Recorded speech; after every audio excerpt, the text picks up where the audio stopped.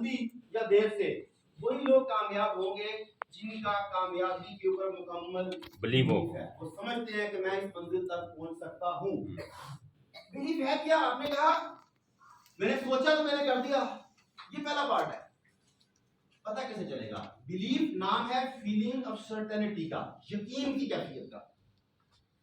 जब तक यकीन की कैफियत ना हो आप बड़े फैसले नहीं कर सकते। आप सबने कहा हमारा बिलीफ जबरदस्त है, मान लिया जबरदस्त है। आप में से कितने लोग जॉब करते हैं? माशाल्लाह 25-30% के करीब करते हैं। कितने लोग अपना बिजनेस वगैरह करते हैं? बाकी लोग ये करते हैं। मेरा एक कजन है, उसका नाम है तारिक बिन जियाद। दुनिया में हर कामयाब आदमी मेरा कजन है, ना काम आदमी मेरी बेगम का कजन है, ये हमारे घर का उसमें। अच्छा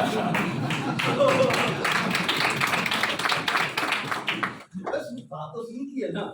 अच्छा, तारिक बिन जियाद मेरा एक कजन है, कौन कौन जानता है? हाँ, अक्सर लोग जानते हैं, मेरी फैमिली से भी जानते हैं आप लोगों को। तारिक बिन जियाद किस वजह से मशहूर है? किश्तियां चलाने पे। उसकी वजह से हर जुबान में नए मुहावरों ने जन्म लिया, किश्तियां चला डाली, बर्न द बोट्स, यही हुआ। वो जिस मैदान में उतरने के लिए जा रहा था, उस मैदान में उतरने के बाद उसने फैसला किया कि मैंने वापसी का रास्ता बंद करना है। हालांकि पूरी दुनिया में जदीद तारीख ले लें या पुरानी तारीख ले लें, अस्करी तारीख का, अस्करी स्ट्रेटेजी का पहला असूल ये होता है कि जब कहीं हमला करने के लिए जाओ तो सबसे पहले भागने का रास्ता महफूज बनाओ, ताकि अगर शिकस्त हो तो फौजों को बचा के भाग सको। ये दुनिया का वाहिद जर्नैल था जिसने अपने भागने का रास्ता अपने हाथ से बंद कर दिया। अकलमंद के बेवकूफ था। अकलमंद था। ये आपने कहा है कश्तियां जला देना असूल ठहरा अकलमंदी का, और आप एक वक्त जॉब भी कर रहे हैं, बिजनेस भी कर रहे हैं, आपकी कश्तियां सलामत है। उन्हें शहादत नजर आ रही है आपको, आप हिम्मत तो करें। अच्छा खैर, नजर आ रही थी ना मंजिल, उसकी उस मंजिल पे बिलीफ था। आपका मंजिल पे बिलीफ नहीं है, आपका जुबान पर है बिलीफ। बिलीफ यहाँ की कैफियत का नाम है। जब यहाँ की कैफियत हो यकीन की, तो फिर पीछे कश्तियां रखी नहीं जाती। बाय द वे, तारिक बिन जियाद ने कश्तियां क्यों चलाई? यकीन की बुनियाद पर। कौन सा यकीन? अभी हम टेस्ट कर लेते हैं ना। आपके पास पहले पैरामीटर नहीं था यकीन का, जुबान था कि मैंने कहा मुझे यकीन है, मैंने आज तराजू में डालना है आपको। मैं डॉक्टर हूं ना, मेरा काम है नश्तर लगाना। तो तकलीफ तो होती है उस नश्तर की, लेकिन फायदा भी होता है। तो तारिक बिन जियाद का बिलीफ किस बुनियाद के ऊपर था? जीत पर। ओके, अल्लाह पर। और शाबाश, स्किल्स पे जी, अपने साथियों पर, अपने वेरी गुड, अपने साथियों पर, अपने आप पे भी, अपने आप पर भी यकीन था जी। मजबूत रहता। ओके, ठीक हो गया, बिल्कुल सारी बातें ठीक है। स्टार्ट करते हैं। तारिक बिन जियाद के बिलीफ को अपने आप को चेक करते हैं, ये प्रॉब्लम कहां पर आ रही है। तारिक बिन जियाद को अल्लाह पर यकीन था कि अल्लाह ताला जिसने उसे इंसान बनाया, आसन और तकनीम के दर्जे पर रखा, वो अल्लाह कामयाब बनाने, कामयाब इंसान बनाने के लिए, कामयाब मिशन के लिए उसने उसे भेजा है। यही बिलीफ था ना उसे अपने अल्लाह के ऊपर। आप में से किसको यकीन अल्लाह के ऊपर? जान मुझे बताया कि है। तारिक बिन जियाद को अपने मकसद के ऊपर यकीन था कि मैं जो काम करने के लिए जा रहा हूँ, ये काम क़वानीन कुदरत के खिलाफ नहीं है। मैं अल्लाह के रास्ते में जा रहा हूँ, ये क़वानीन कुदरत के खिलाफ नहीं है। राइट, अपने मिशन पर यकीन था ना। आप में से किसको अपने मिशन पर यकीन है? ये भी ठीक हो गया, हम दोनों चीजें मिल गई। आप दोनों आगे चलते हैं। तारिक बिन जियाद को खुद पर यकीन था। आप में से किसको खुद पर यकीन है? सॉरी, यहाँ पर गड़बड़ है, आप सोच के खड़ा कीजिएगा। तारिक बिन जियाद को खुद पर यकीन था। क्या यकीन था तारिक बिन जियाद को?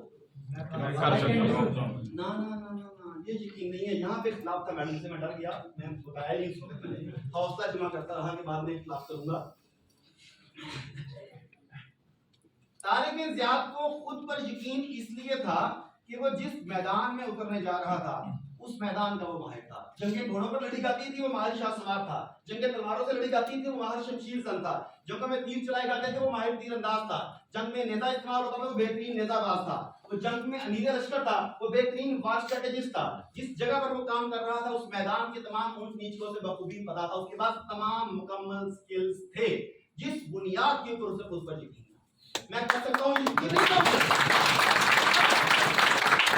अब अपने आप को देखते हैं, आप जिस भी फील्ड में हैं, फील्ड में हैं, चंद सर्टेन चीजें चाहिए आपको।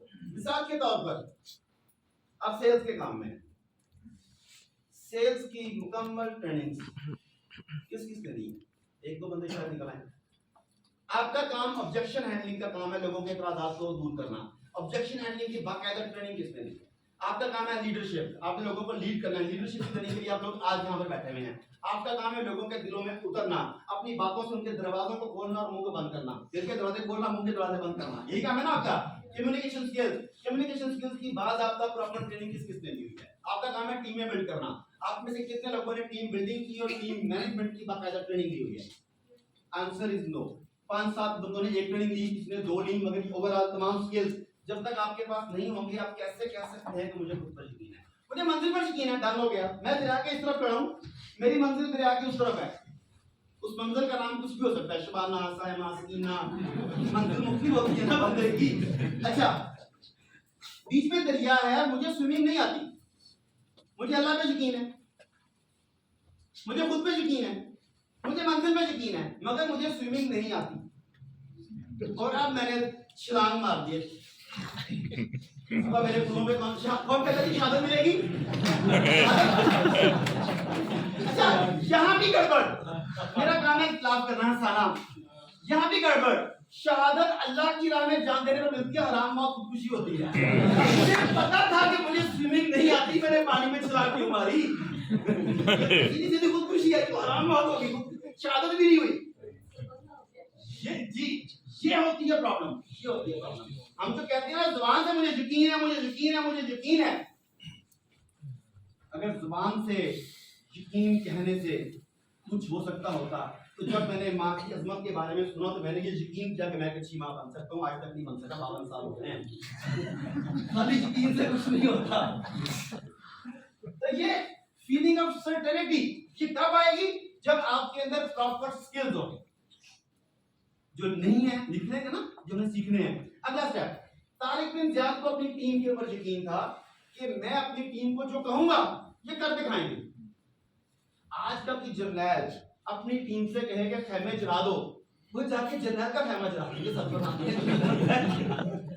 उस टीम को अपने कायद के ऊपर, अपने लीडर के ऊपर इतना यकीन था कि ये यहाँ हमें मरवाने नहीं लाया, यहाँ बसाने की बात कर रहा है। अगर कह रहा है खेमे जला दो तो यहाँ घर बना के देगा हमें। उन्होंने लीडर के कहने पर आमीन कहा। राइट, लीडर को अपनी टीम पर यकीन था और टीम को लीडर के ऊपर यकीन था, बिलीफ। जब ये सारे के सारे बिलीफ इकट्ठे होते हैं तब वो फीलिंग ऑफ सर्टेनिटी बनती है जो आपसे बड़े बड़े काम करवाती है। अब है पैमाना आपके पास, राजू के एक पलड़े में ये पैमाना और एक पलड़े में अपना बिलीफ का जो कमी है उस कमी को स्टेप बाय स्टेप पूरा करने की कोशिश करें। सपोज मेरा बिलीफ कम्युनिकेशन में कंप्लीट नहीं है, टीम के ऊपर कंप्लीट नहीं है, ऑब्जेक्शन हैंडलिंग की स्किल्स की कमी है, जो कमी है उस पलड़े में वो चीजें डालते जाएं और आहिस्ता आहिस्ता वो पलड़ा आपका भारी होता जाएगा। और जब ये दोनों पलड़े बराबर हो जाएंगे तो फिर मंजिल आपके लिए आसान हो जाएगी। Got it? यस। बिलीफ क्या करता है? ये पॉसिबिलिटीज जनरेट करता है। बिलीफ का एक और तर्जुमा जो है उर्दू में आप ईमान भी कर सकते हैं। यकीन, ईमान, बिलीफ यही है ना। कुरान मजीद में अल्लाह रब्बुल इज्जत जब आपका कुफार के साथ मवाजना करता है तो वो बवजह तादाद और कसरत करता है, बवजह असलहा करता है, बवजह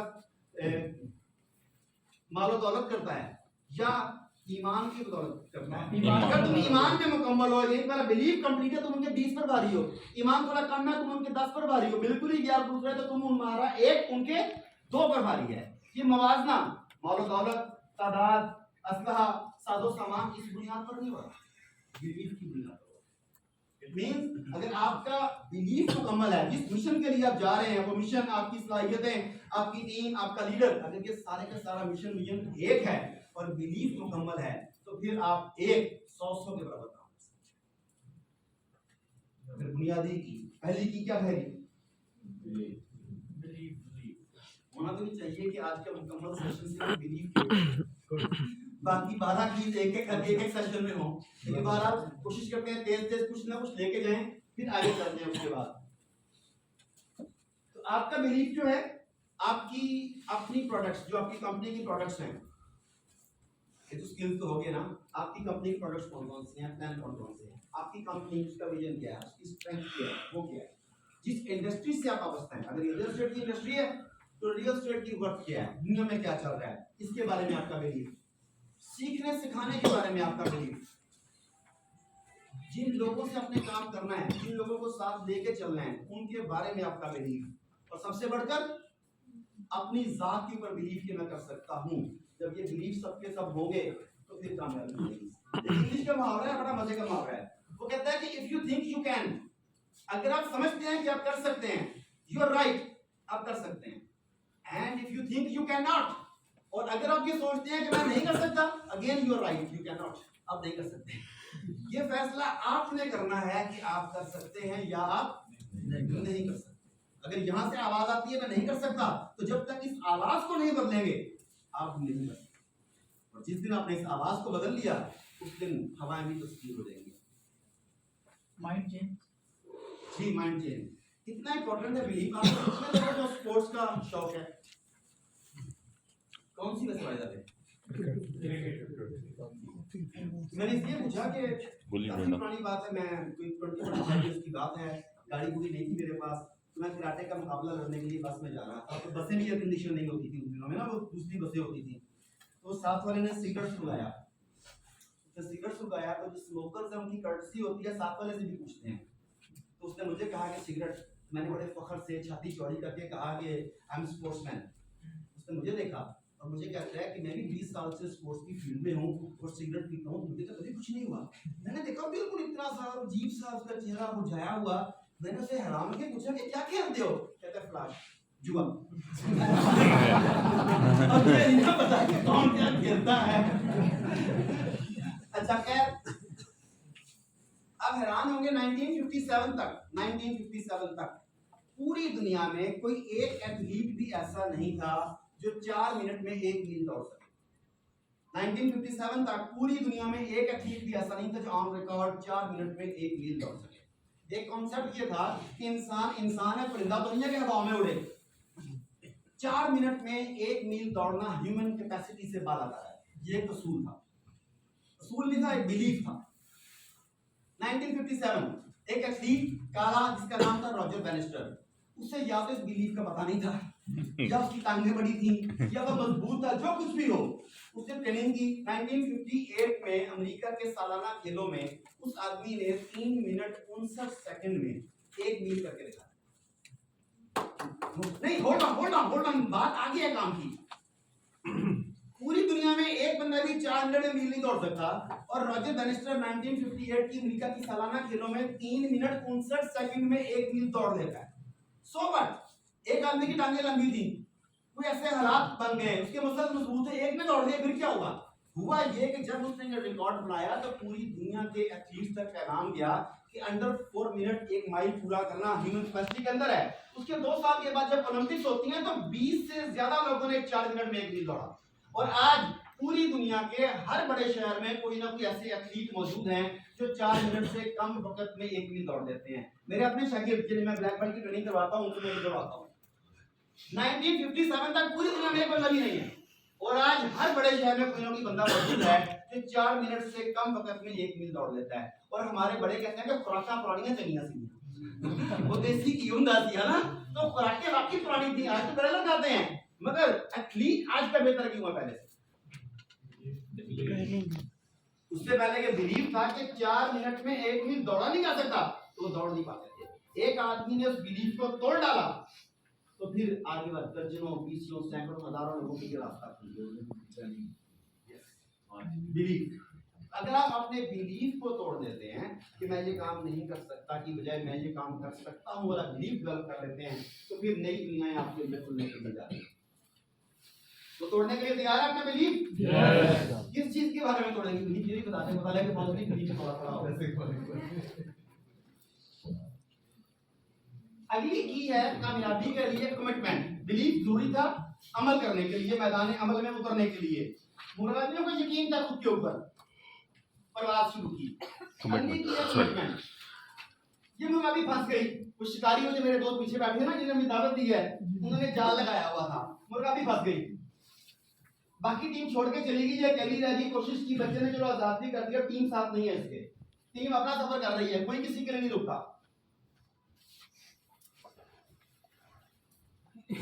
अकेली, उसके पैरों में जंजीरें अभी भी हैं, हालात की, बेगम की बातों की। तो देखो उसके पैरों में जंजीरें हैं, लेकिन लगी और वो फिर अपनी टीम के साथ मंजिल पर पहुंच गई। यहाँ पर सवाल ये है कि इसे इस मंजिल तक इन बेड़ियों के साथ पहुंचाने में इसकी टीम ने मदद की? नहीं। फिर किसकी कमिटमेंट थी? अपनी। और हम लोगों से जब लोग करते हैं कि तुम्हारी कमिटमेंट ठीक नहीं है, यदि आपकी कमिटमेंट ठीक हो जाए ना तो मैं कामयाब हो जाऊंगी। कामयाबी है, कमिटमेंट मेरी होनी चाहिए, उसकी कमिटमेंट क्यों चाहिए? तो जब आप दूसरों की तरफ करते हैं कि मुझे तुम्हारी चाहिए कमिटमेंट, तो दरअसल आप अपने लिए बैरियर्स बनता है।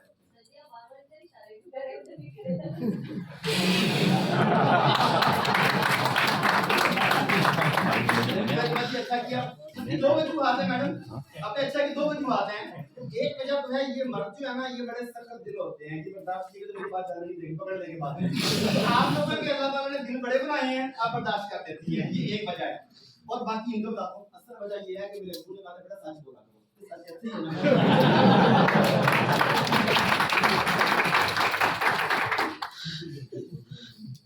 आप लोगों के दिल बड़े हैं, तो अपनी बात दिल की बड़ा होना की बीमारी है।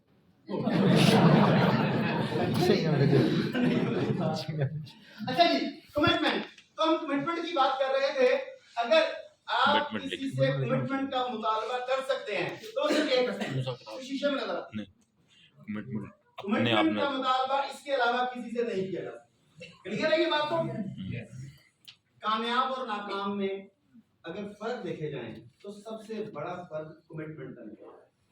लोग मैदान में भी उतरते हैं, कुछ का बिलीव बना होता है, कुछ का मोटिवेशन स्पीकर आके मारते हैं, शाबाश तुम कर सकते हो, पानी में छलांग तो लगाओ एक दफा, तो कर देते हैं, मरवा देते हैं बंदा। लेकिन उसके बाद उसके अंदर हाथ पैर कौन मारता है, कैसे मारता है, बोलते खाने के बाद भी सफर की जारी जारी रहता है, वो इस फर्क से कामयाब बनाता है। कामयाब और नाकाम बुनियादी फर्क क्या है? कमिटमेंट। लेकिन ये कमिटमेंट जुबान से कही जाने वाली नहीं है, इसका ताल्लुक ना सिर्फ आपकी अपना कमिटमेंट करना कि मैं गड़ी का हासिल कर सकूं, अपना टारगेट पूरा कर सकूं, करने करना है। मैं ये वर्ड नहीं है मैंने कह दिया yes I am committed, no no no, ये आज शुरू हुआ कल खत्म हो गया, मंडे टू फ्राइडे ऐसा नहीं है। ये मरते दम तक, तब तक जब तक आप अपनी मंजिलों को ना पा लें, उस वक्त तक डटे रहने का नाम है कमिटमेंट। आपको कई लोग मिलेंगे, मैंने ये काम शुरू किया, मैंने बड़ी कोशिश की, साल किया, 2 साल किया, 3 साल किया, फिर मुझे पता लगा कि ये काम ठीक नहीं है, तो मैं घर बैठ गया। मैं बड़ा कमिटेड था, मैंने 5 साल कमिटमेंट का मुजाहरा किया। तो कमिटमेंट 1 साल, 2 साल, 5 साल, 10 साल की तो नहीं होती। कमिटमेंट तो होती है कि जब तक मैं मंजिल को पा ना लूं, उस वक्त तक मैंने रुकना नहीं है, यही होती है कमिटमेंट। तो आप में से कौन कौन कमिटेड है? कमिटेड है? यस। कमिटेड बंदे को पंजाबी में क्या कहते हैं? जिद्दी कहते हैं, ठीक है। लेकिन इसमें एक बात और है, कमिटेड तो आप हैं। आप में से कितने लोग जिंदगी में मजे की जिंदगी, शानदार जिंदगी जीना चाहते हैं? आसाइशा, मजे, आसानियां, आराम। फिर बैड न्यूज है आपके लिए। बैड न्यूज ये है कि कमिटमेंट कन्वीनियंस के अपोजिट है। दोनों चीजें साथ साथ नहीं चल सकती कि आप कमिटमेंट की भी बात करें और कन्वीनियंस की भी बात करें। आपके रिश्ते परेशान होते हैं कि कई दुआ से लेके जाओ, एक तरफ कह रहे हैं या अल्लाह आसानियां दे, वो पिछला सालियों की दुआ लेके जाना चाहता है, और दूसरी तरफ कहते हैं या अल्लाह मुझे कमिटेड बना दे, वो कहते हैं कई दुआ लेके जाओ। देखिए, कन्वीनियंस आसानी है, कमिटमेंट उसको डटे रहना आपकी मंजिल के ऊपर। मेरी आसानी है सुबह सुबह बिस्तर में पड़े रहना, और कमिटमेंट है मस्जिद में। आसानी कहाँ पे? नो, दुनियावी आसानी बिस्तर में है। मस्जिद में जाने के लिए कमिटमेंट चाहिए। डॉक्टर ने कहा कि सुबह सुबह 5 किलोमीटर वॉक किया करो। वॉक करने के लिए निकलना कमिटमेंट है। घर में बच्चों के पास बैठना आसानी है। आप मार्केट में जाते हैं, लोगों से मिलते हैं, लोगों के इतराज़ात सुनते हैं, लोगों की बातें सुनते हैं, उसके लिए कमिटमेंट चाहिए। घर बैठ के टीवी पे, सियासतदानों पे, गवर्नमेंट पे तनकीद कर देना, उसमें आसानी है। कमिटमेंट के लिए 16-16 घंटे काम करना पड़ता है। कन्वीनियंस है, घर में बच्चों के साथ टाइम स्पेंड करो, टीवी देखो, फोन पे लगे रहो, कन्वीनियंस उसमें है। तो कमिटमेंट अपोजिट है कन्वीनियंस का, एक चीज है, दोनों नहीं कर सकते साथ साथ। नाका खा गया है। आपने सोचा था अच्छी अच्छी बातें करेगा आगे बाबा इतनी दूर से आए हैं जी। क्या चाहिए? कमिटमेंट। कमिटमेंट चाहिए सबको। Yes. तो फिर गुड न्यूज ये है कि कमिटमेंट शो करने वालों के लिए, कमिटमेंट जिंदगी में अप्लाई करने वालों की आने वाली जिंदगी में आसानियां पैदा होती हैं। आपको आज की कन्वीनियंस को कुर्बान करना पड़ता है बड़े मकसद के लिए। ये होती है आज की कन्वीनियंस को, आज की आसानी को। देखें इतने सारे लोग, दर्जनों लोग खड़े हैं, तो ये खड़े होना कन्वीनियंस तो नहीं है, मगर इन्हें कमिटमेंट ने खड़ा किया हुआ है। और ये कमिटमेंट आने वाले दिनों में इनके लिए बहुत शानदार किस्म की चीज कर देगी। This is commitment. और सबसे बड़ी ड्राइविंग फोर्स आपके गोल्स तक पहुंचने के लिए आपकी कमिटमेंट ही होती है। अगर कमिटमेंट है तो आप बड़ी बड़ी मंजिल तक पहुंच सकते हैं, मगर ये कमिटमेंट एक्शन ओरिएंटेड होनी चाहिए, आपके अमाल से नजर आए। कब नजर आएगी? जब रिस्क होगा, जब आपको डूबने का डर होगा, जब आपको नुकसान का डर होगा, जब मार्केट शेक कर रही होगी, जब लोग नेगेटिव बातें कर रहे होंगे, उस वक्त पता चलेगा कि आपकी कमिटमेंट कैसी है। मुर्गाबियों की जिंदगी में भी ऐसा वक्त आया। कितने अच्छे मौसम में, कितने अच्छी ग्रीनरी के पास बैठे एंजॉय कर रही हैं, मगर ये हार्वेस्टर आगे फसल काटने वाले। अब एक मामला आपके सामने आता है, आप बताएं क्या होना चाहिए।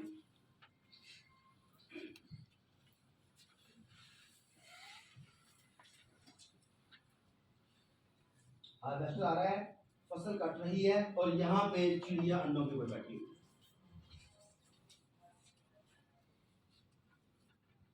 जी, अगर अंडों पर बैठी रहती है तो जान से जाती है, अगर उड़ जाती है तो वो बच्चे जिन्हें वो परवान चढ़ाना चाहती थी, नई नस्ल को कुर्बान होती है। क्या होना चाहिए? नहीं पता, मैं तो आपसे पूछ रहा हूँ क्या करना चाहिए। बच्चे की कुर्बानी, सलाम माँ जिंदाबाद। वैसे ठीक कहा आपने, बच्चे तो आते आते रहते बच्चा बन गया। चोट डालेगी कि शायद कोई ना कोई जो है वो आ जाए, वेरी गुड आएगी हो गई। आपके बच्चे के साथ आए, ये वीडियो दूर भेजिएगा इंडिया। बहरहाल जो भी होगा, इस वक्त इसका जो फैसला होगा इस परिंदे का, वो ये बताएगा कि उसकी कमिटमेंट अपने साथ है या अपनी नस्ल के साथ है। दोनों साइड पे कमिटमेंट है ना, एक साइड पे कमिटमेंट अपने साथ है, एक साइड पे कमिटमेंट नस्ल के साथ है। मैं आखिरी दम तक शोर में जाऊं, शायद मुझे देख लिया जाए, मुझे उठा लिया जाए, वरना फिर जान जाती है तो जाए बच्चे, नहीं तो मैं जी के क्या करूंगा। और दूसरी सूरत यह है कि मैं अपनी जान गंवा दूंगी, बच्चे फिर भी जाएंगे साथ में, अपनी जान बचा लूं, अल्लाह ताला मजीद बच्चे दे देगा। दोनों सूरतें हैं, लेकिन उसका जो फैसला होगा वो बताएगा कि उसकी कमिटमेंट अपने साथ है, अपनी टीम की, अपनी नस्ल के साथ। इतना फैसला बताएगा ना। क्या कह रही है? चेक नहीं करते, बात मेरा तो यही कर, फैसला तो आपका है, इसके बाद फैसला आपका है, आपने कर रहे हैं। नहीं तो जब आपने शादी की थी, शौहर पे आपने रहम किया था कि हम इस बारे में फैसला करने जा रहे हैं, किया था आपने फैसला। ये भी करें। कमिटमेंट नाम है मुस्तकिल मिजाजी का। जिंदगी में अप्स एंड डाउन भी आते हैं, नफा भी होता है, नुकसान भी आता है, लड़ाई झगड़े भी होते हैं, दोस्ती भी परवान चढ़ती है, मोहब्बतें भी होती हैं, नफरतें भी होती हैं। इन तमाम मामलों में जो मुस्तकिल मिजाज रहता है वही अपनी मंजिल तक पहुंचता है। अगर इन मुगाबियों की सफर की बात करें तो साइबेरिया के इन बर्फीले पहाड़ों से इन्होंने अपने सफर का आगाज किया। तूफान आए रास्ते में, सफर रुक गया, उन्हें आर्जी तौर पे शेल्टर में जाना पड़ा, प्रवास मुमकिन नहीं रही, मगर मंजिल ज़हनों में ताज़ा थी कि जो कुछ भी हो मैंने मंजिल पर कंप्रोमाइज नहीं करना। इन्हें इस बात का पता था कि हालात अगर खराब होते हैं, बड़े से बड़े तूफान भी आते हैं, तो ये थम भी तो जाएंगे ना।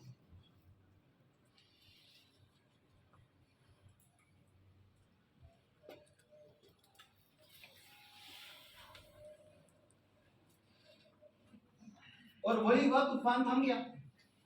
जो तूफान आते हैं वो थमते भी हैं और दोबारा से ये अपनी मंजिल की जानिब रवाना। बड़े से बड़ा चैलेंज आ जाए, हमारी स्पीड स्लो हो सकती है, वक्ती तौर पर हम कछुए की तरह अपने चल में जा सकते हैं, मगर अगर हमने अपनी मंजिल को बुला दिया, जिस मकसद पर हम जाना चाहते हैं उस मकसद को ज़हन से निकाल दिया, तो फिर हमें अपने आप को कमिट जाने का कोई हक हासिल नहीं। नेक्स्ट की कंट्रीब्यूशन। कंट्रीब्यूशन क्या होती है? आप सोसाइटी को देते क्या हैं, फैमिली को क्या देते हैं? कहते हैं कि एक वालिद अपने बच्चे को साथ लेके पहाड़ी इलाके की सैर के लिए गया। गए हैं पहाड़ी इलाकों में? कहीं तो आए पहाड़ी इलाकों से आप लोग जी। तो बाप और बेटा दोनों जा रहे थे, तो बेटे का पाँव स्लिप हुआ, उसके मुंह से आवाज निकली आह। तो पहाड़ से आवाज गूंज के वापस आती है, पहाड़ से आवाज आई आह। बच्चा बड़ा चौंका, उसने हैरान होकर पूछा तुम कौन हो? आवाज आई तुम कौन हो? बच्चा और परेशान, कहता हिम्मत है तो सामने आ। आवाज आई हिम्मत है तो सामने आ। बच्चे ने नफरत से थूका नीचे, कहता है थू। आवाज आई थू। बच्चा कहता है बुज़दिल। आवाज आई बुज़दिल। अच्छा बड़ा परेशान कि ये क्या हो रहा है। उसने बाप से पूछा कि ये क्या है? बाप कहता है देखो। बाप कहता है शाबाश। पहाड़ से क्या आवाज आई? शाबाश। बाप कहता है जबरदस्त, तुम्हें चैंपियन हो। आवाज आई तुम्हें चैंपियन हो। बेटा हैरानी से कहता है मैं अभी भी नहीं समझा। तो बाप कहता है कि बेटा लोग इसे ईगो या बाज़गश्त कहते हैं, मगर मैं इसे जिंदगी कहता हूँ। जो तुम जिंदगी को दोगे, जिंदगी वही तुम्हें दोगे।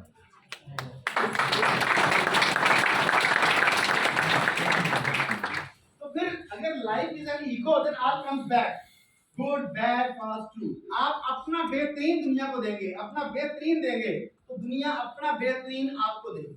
आप अपना बचा खुचा अपना कचरा दुनिया को देंगे तो दुनिया अपना बचा खुचा और कचरा आपको देगी। आप डिसऑनेस्टी झूठ का बीज बोएंगे तो कौन सी फसल काटेंगे? झूठ और डिसऑनेस्टी। आप रिस्पेक्ट की, सच्चाई की, कंट्रीब्यूशन की फसल बोएंगे तो ये फसल काटेंगे। तो चॉइस हमेशा से आपकी होती है कि आप क्या करते हैं। अब देखते हैं चिड़िया का क्या है, मुझे बताएंगे, आप बताएंगे। आप तो नहीं देखिए मैडम। हाँ देखिए जी क्या है, ये चिड़िया दाना तुम का उठा रही है और अपनी टीमों को, अपने बच्चों को फीड कर रही है।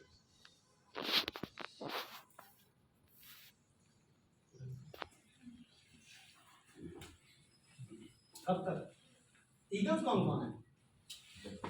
ईगल्स कितने हैं? 25-30 ईगल्स हैं यहाँ पे। ओके जी, क्या लेसन है? ईगल्स क्या लेसन है? जब तक आपकी टीम खुद परवाज के काबिल नहीं हो जाती, जब तक वो खुद मैदान में उतरने काबिल नहीं हो जाते, स्किल्स एंड ट्रेनिंग्स के साथ उन्हें मुसलसल फीड करना आपकी जिम्मेदारी। मिल बैठ के खाना ये नहीं है कि तुम्हारे पास कितने पैसे हैं आवाज आने का में। वो अंसार ने और मुहाजिरीन ने वो हाथ का अमल कायम करके दिखा तो दिया, पर हमारी हिम्मत नहीं होती। हकीकत वो उससे उड़ने का, आप बंदे को ले तो आते हैं यहाँ पर कि आओ मिल के काम करते हैं, अब वो प्रवास के काबिल नहीं है, उसे प्रोस्पेक्टिंग नहीं आती, उसे कम्युनिकेशन नहीं आती, उसे प्रोडक्ट का नॉलेज नहीं है, उसे टीम बनानी नहीं आती, उसे सिस्टम का नहीं पता, प्रोडक्ट का नहीं पता, उसे कुछ भी नहीं पता। तो फिर ये किसकी जिम्मेदारी है उसे प्रवास के काबिल बनाए?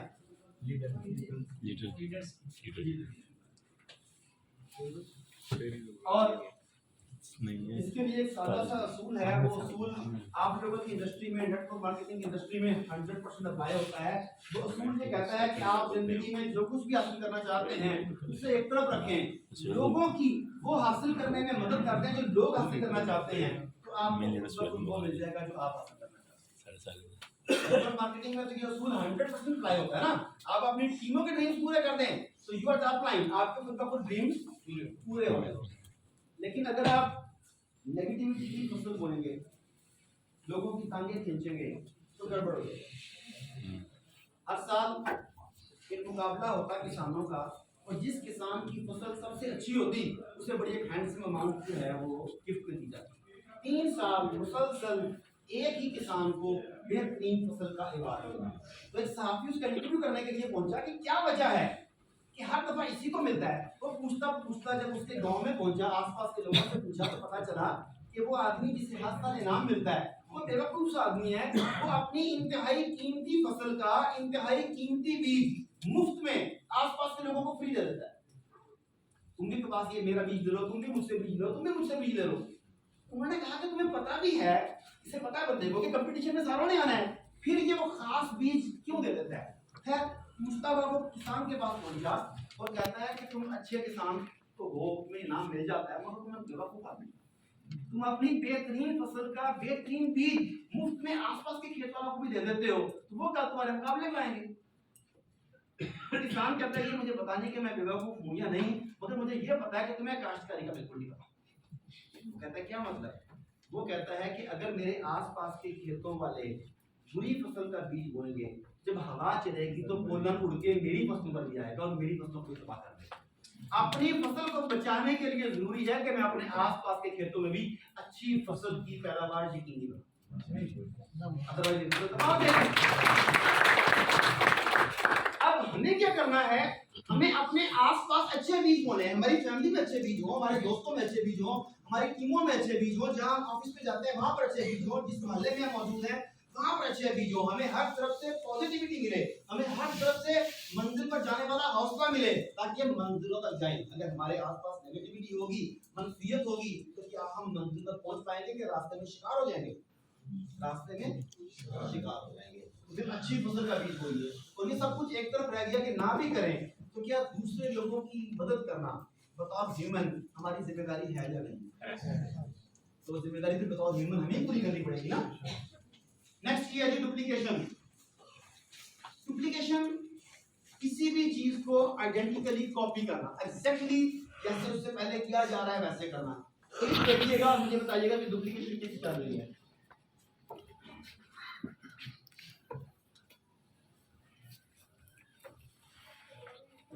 ये डुप्लीकेशन यही है ना, बिल्कुल उसकी मूवमेंट्स, उसकी बातें सारी देखते जाएं।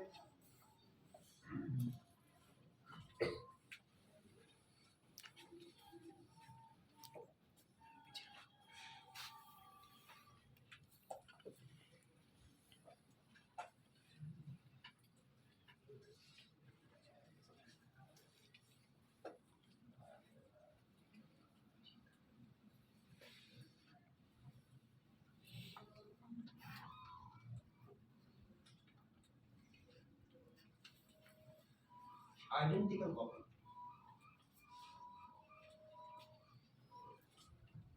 डुप्लीकेशन क्यों जरूरी है? मैंने आपसे पूछा, मेरे कितने लोग जॉब करते हैं, आपने हाथ खड़ा किया, कितने लोग बिजनेस करते हैं, हाथ खड़ा किया।